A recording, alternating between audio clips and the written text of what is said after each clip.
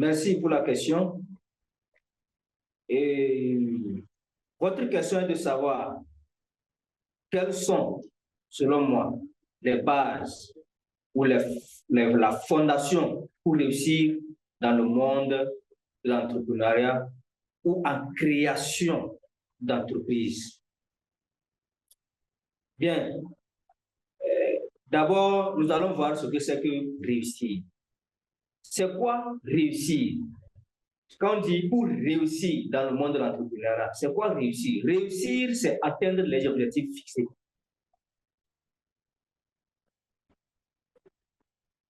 Qui parle de la réussite parle de l'obtention de tout ce qu'il a envisagé à la fin de ce qu'il commence aujourd'hui.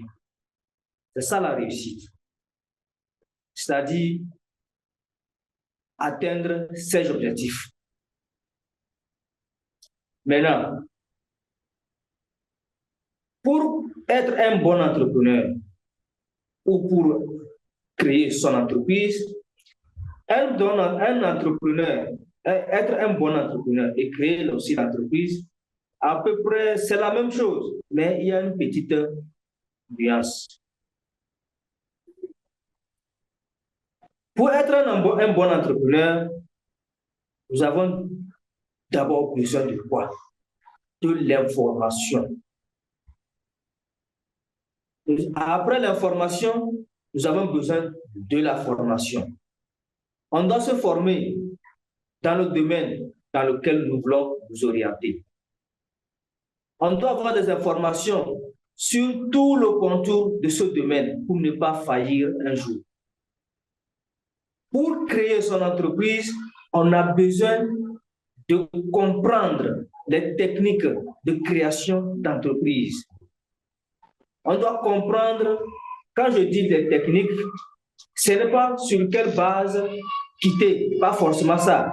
Mais il faut savoir aussi que lorsqu'on crée une société ou une entreprise, on a aussi affaire aux institutions étatiques. On doit savoir comment ces institutions-là fonctionnent pour ne pas, aller hors loi. Donc, il faut avoir toutes ces informations-là. En tant que jeune entrepreneur, et les formations qui sont nécessaires, qui sont indispensables, qu'un jeune entrepreneur doit connaître avant de créer son entreprise. Ça ne concerne pas les institutions étatiques, mais ça concerne l'entreprise, l'évolution de l'entreprise. Ce qui peut contribuer à l'évolution de votre société, c'est d'abord apprendre à être un bon leader. Un leader, c'est qui? C'est celui qui peut conduire tout un groupe. Si vous êtes capable de conduire, d'orienter, ça veut dire que vous êtes capable de piloter votre société. Vous devez avoir cette capacité-là de conduire, de bien conduire votre société. Sinon, à moins de quelques mois, vous allez fermer. Vous voulez être un bon entrepreneur. Sachez que vous devez d'abord être un leader. De deux, vous devez être un vrai orateur. Si vous n'êtes pas bon en art oratoire, c'est basta, vous allez fermer. D'un jour à l'autre, vous allez fermer. Vous devez savoir faire aussi de la communication parce que toute entreprise qui veut réussir doit comprendre les techniques, les rudiments nécessaires pour une bonne communication. Parce qu'aujourd'hui, dans le monde de l'entrepreneuriat, on n'a plus affaire au marketing traditionnel. Tout ça là, est déjà coulé. Aujourd'hui, nous sommes dans le digital. Vous devez maîtriser la communication. Vous devez, vous devez ressortir votre marque. Vous devez donner de l'importance à votre marque et tout se passe à travers la communication digitale. Voilà. Donc, au-delà de ça, il va falloir qu'un bon entrepreneur se mette dans la peau et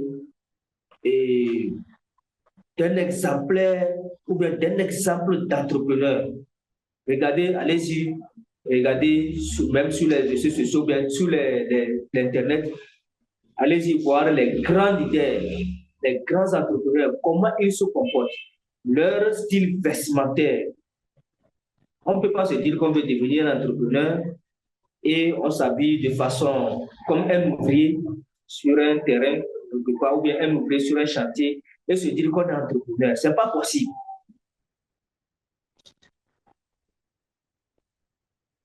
Ce n'est pas possible.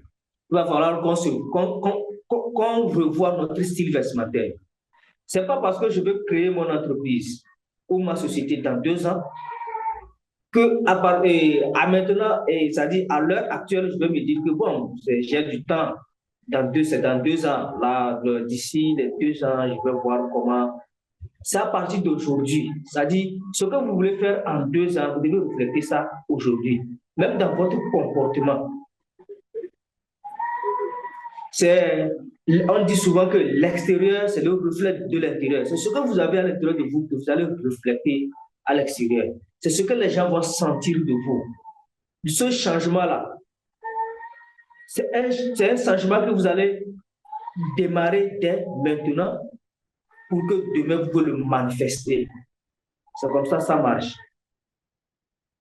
Voilà, donc pour être un bon entrepreneur, mes chers leaders, sachez qu'à partir d'aujourd'hui, si vous voulez devenir des vrais entrepreneurs, des vrais chefs d'entreprise, des vrais directeurs DG, des vrais présidents ou bien PDG de société, ça doit commencer à partir de vous-même, votre comportement, votre style vestimentaire, votre manière de vous soigner. La formation, vos formations, les différentes formations que vous devez avoir. Vous devez avoir des éléments nécessaires avant de pouvoir bien démarrer. Voilà, à peu près les bases, bien la fondation. On les appelle les bases ou la fondation parce que jusque-là, vous n'avez pas encore installé votre entreprise. Vous voyez?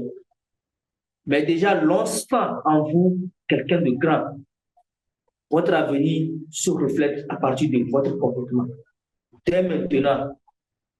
Et quand vous parlez de l'entrepreneuriat à quelqu'un, la personne est d'accord parce que c'est l'énergie que vous dégagez. Voilà. Merci à vous. Merci. Merci, mon collègue, monsieur Mathias, pour la réponse. Oui. Moi, pour répondre à cette question, selon laquelle, quelles sont, selon nous, les bases ou les fondations pour réussir dans le monde de l'entrepreneuriat ou en création d'entreprise? Cette question, bon, c'est vrai que lorsque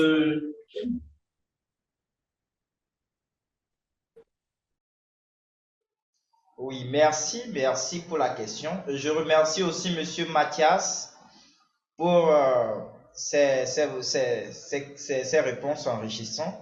J'ai vraiment aimé. Oui, pour répondre à votre question selon laquelle, quelles sont selon nous les bases ou les fondations pour réussir dans le monde de l'entrepreneuriat ou en création d'entreprise? Vous faites, bon, cette question, c'est vraiment, c'est du lourd. C'est du lourd. Moi, ce que je peux vous dire, lorsque vous décidez de vous lancer dans le monde de l'entrepreneuriat ou lorsque vous décidez de créer une entreprise, la première des choses que vous devez faire, c'est de ne pas simplement se focaliser sur l'argent. Puisque très souvent, ce que nous faisons, on se focalise simplement sur l'argent et on se concentre sur l'argent et on bafoue certaines bases, certains principes. Et notre business, ça ne marche pas. Et pour répondre à cette question, vous allez noter que beaucoup de personnes, par exemple 100 jeunes qui se lancent dans le monde de l'entrepreneuriat en 1 an ou en 2 ans, 3 ans, plus de 70% refaire leur entreprise. La question est de savoir pourquoi. Puisque c'est bien ça le problème. La question est justement de savoir pourquoi puisque simplement parce qu'il y a certains principes, certaines bases qui ne sont pas respectées. Comme je venais de le dire, beaucoup de personnes, lorsqu'ils lancent leur entreprise, ils se focalisent simplement sur l'argent. Or, avant de vous lancer dans le monde de l'entrepreneuriat, il faut vous poser la question à savoir si, pour qui vous créez de la valeur. Ce que vous devez savoir, dans le monde du business ou dans le monde de l'entrepreneuriat, le business est basé sur la proposition de l'offre et la demande. Si vous venez vous créer un produit ou bien vous décidez de vendre un produit sans une communauté, je vous assure à 80% que vous allez fermer. Voilà pourquoi non, ne riez pas. Lorsque vous lancez votre entreprise, si vous venez vous dites que bon, vous voulez vendre des produits, vendre peu importe ce que vous voulez vendre, la première des choses ou bien la base pour tout entrepreneur, avant de dire que je vais entreprendre ceci, je peux vendre quoi que ce soit, ce n'est même pas ça le problème, puisque l'idée du business vient de la préparation. C'est pour cela que je vous dis que c'est lorsque la préparation rencontre l'opportunité qu'il y a succès. Ce qui veut dire que votre idée du business de l'entrepreneuriat vient de votre préparation.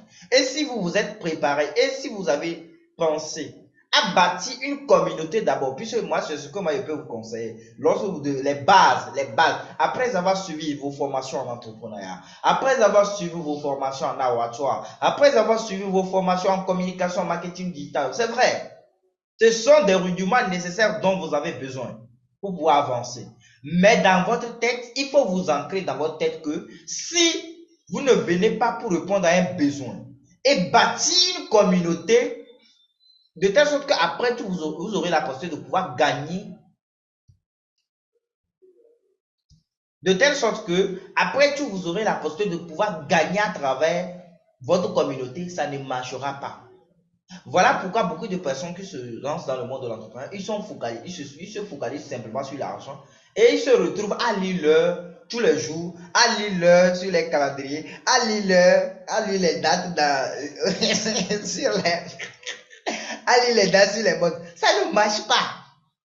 Est-ce que quelqu'un me comprend? Ce qui veut dire que moi, ce que moi je veux dire aux jeunes entrepreneurs, à mes jeunes entrepreneurs qui se lancent dans l'entrepreneuriat, puisque moi-même j'ai essayé, je sais ce que ça va donner. C'est-à-dire, lorsque vous vous lancez dans le monde entrepreneur, vous vous dites que ouais, je suis le PDG, je suis le chef, je veux gagner beaucoup d'argent. Et tu veux piétiner les gens pour pouvoir gagner l'argent là. Je vous assure que ça ne va pas marcher. Parce que moi j'ai essayé, ça n'a pas marché. Et des fois on se pose la question si, est-ce que, arrivé à un certain moment, je me posais la question, est-ce qu'il faut vraiment être méchant pour devenir riche? Est-ce qu'il faut vraiment piétiner les gens pour pouvoir devenir riche? Est-ce qu'il faut vraiment être malhonnête pour pouvoir devenir riche? Puisque lorsque vous vous lancez dans le monde de l'entrepreneuriat et vous ne comprenez pas certains principes, vous allez arriver à un certain niveau où le business ne va pas marcher. Et vous risquerez de rentrer dans des trucs louches. C'est là-bas que vous allez venir faire des trucs bizarres. C'est-à-dire, même faire c'était appelé des méditations ou bien des visualisations bizarres. Vous comprenez? Et vous risquerez de rentrer dans des trucs louches. Simplement parce que, à la base, vous n'avez pas compris que, avant de dire que on vend quoi que ce soit ou bien on fait un produit pour vendre, la première des choses, mesdames et messieurs, mes chers frères leaders, je vous dis de bâtir une communauté d'abord. Bâtissez une communauté d'abord. Et après tout, lorsque vous sortez votre produit, vous n'allez pas souffrir pour vendre. Dieu m'explique. Par exemple, lorsque je me suis lancé dans le monde de l'entrepreneuriat, j'ai fait beaucoup de choses. C'est bon.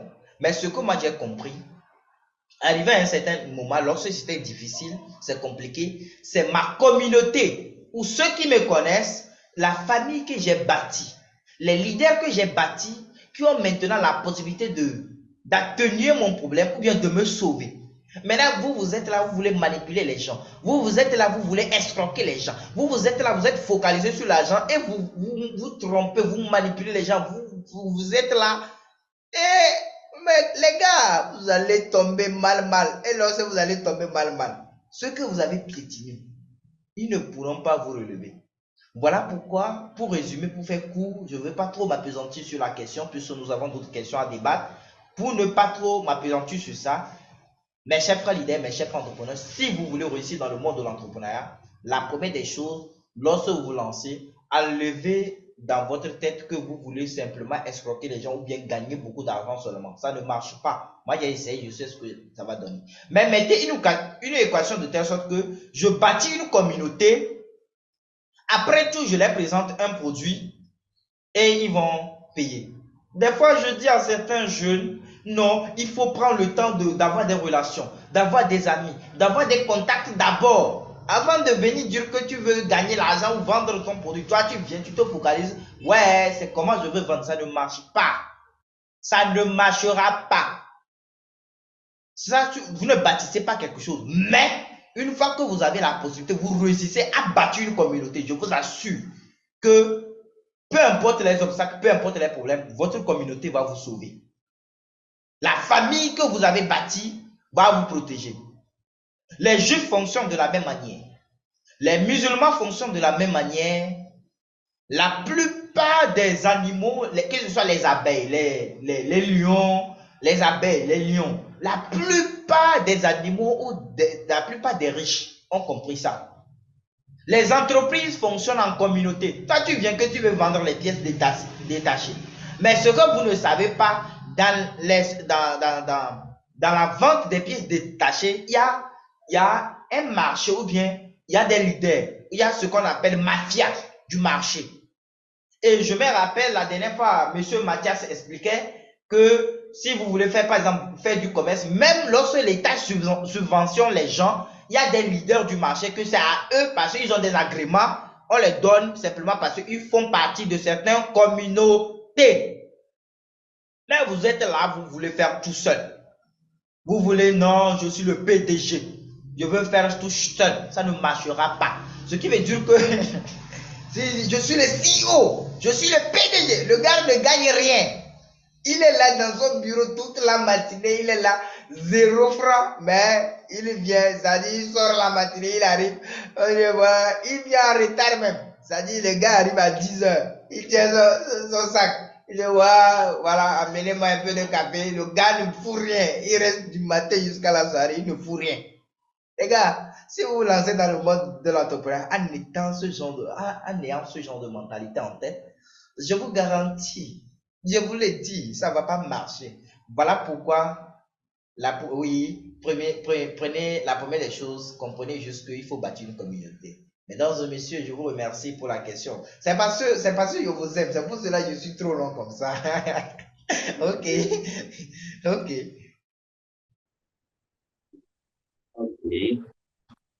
Oui, merci beaucoup, Monsieur Djetaba. Je vous lance vraiment des fleurs.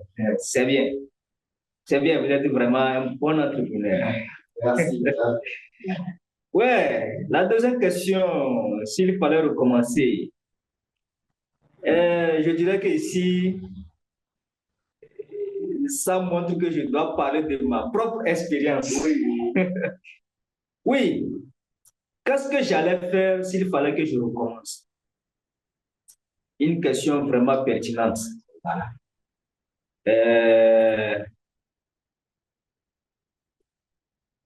Personnellement, je suis entrepreneur, j'ai créé ma société, mais je reconnais qu'il y a des faillites, il y a des failles plutôt. Pourquoi d'abord? Là, je peux dire que moi, ma grande faille, dès le début, c'était la discipline.